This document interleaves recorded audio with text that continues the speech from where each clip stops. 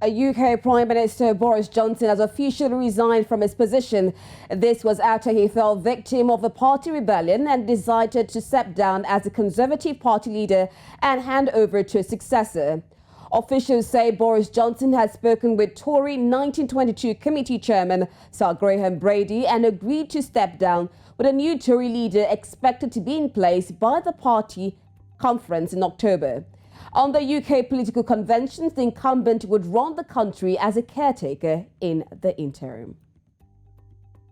Joining us now to discuss this development is a global affairs analyst, Otunba Olabode Osenie, to speak more on this. Thank you so much, Otunba, for joining us on the news at this time.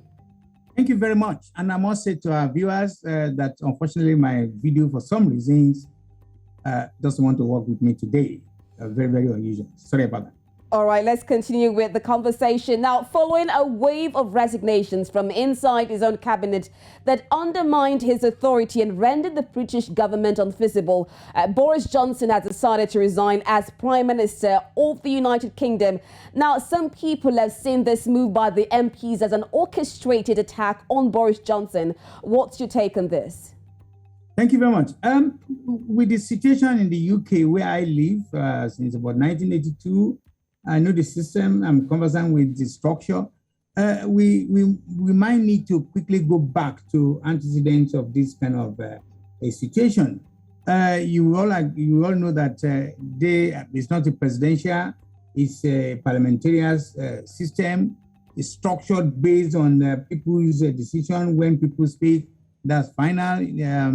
It's not where the Prime Minister can take actions without consulting the House of Commons, where is the main body of the governance in the UK. So when it starts happening a couple of years back, we must also know that Boris Johnson is like one of the prime ministers. He has many predecessors, and they have all have to go through the system, the structure of getting them to be an MP first before they can become anything in governance. And as we speak, he has gone through the ranks, which is very, very uncommon in the other civilized country.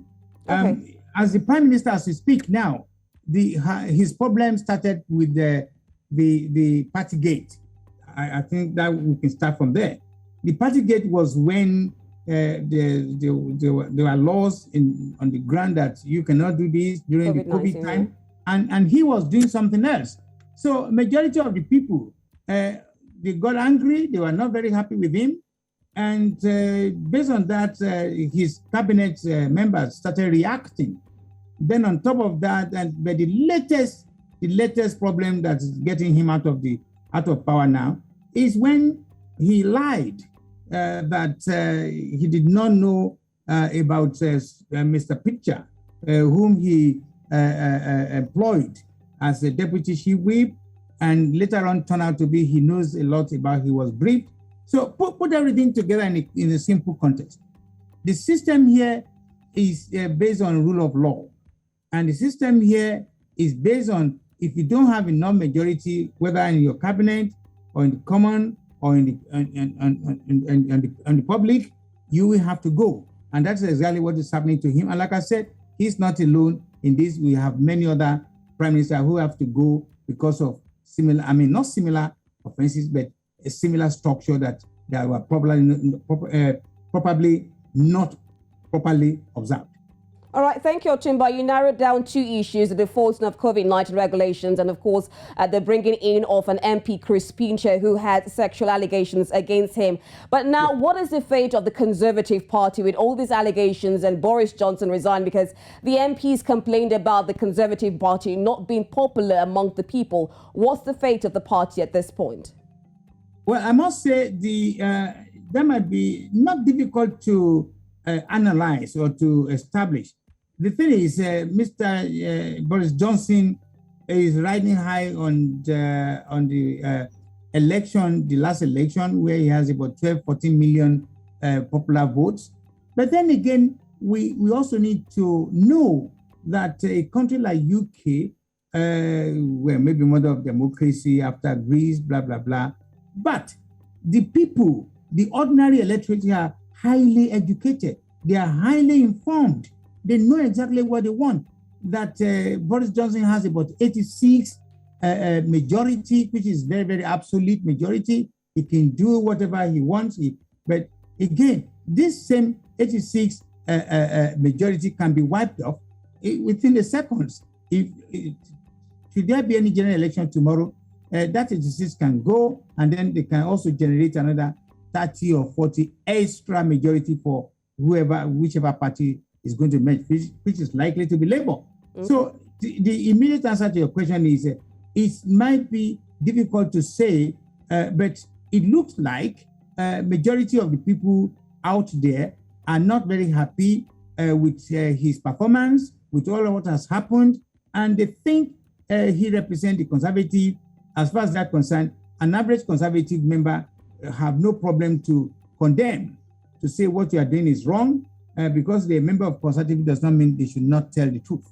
All right, Otunba, let's look at the aftermath now, the political stability of the country, because according to the rules, we hear about him still being a caretaker while a new one is being appointed. So what are the procedures and the aftermath of his resignation? That's also a very, very interesting question. The process is clear. There's always a process and procedure in governance in this country. The quickest one is there be an arrangement for him to hold on. Usually within 3 months, there will be a new leader that will emerge. They have to go through different levels of elections, different settings. It's just not overnight. So why they're doing that, he can hold on for the next 3 months to continue to govern, but then obviously he has no power to do certain things. He will just be a caretaker prime minister. And once a new leader emerges, the new leader will become the prime minister. So there cannot be a problem, because do not forget that there's a structure in place that in this country, anybody can be prime minister. Anybody can be, even if you bring somebody who has not been in this country 30, 40 years ago. Once you get to 10 Downing Street, the structures are there, which is very, very important in governance. So the structure cannot be changed overnight. You cannot just wake up in the morning and say, this is how you want to do it. He has to follow the rules and regulations. All right, thank you so much, Otunba Olabode Osenie, for joining us on this topic, especially as the Prime Minister Boris Johnson has resigned. Thank you so much.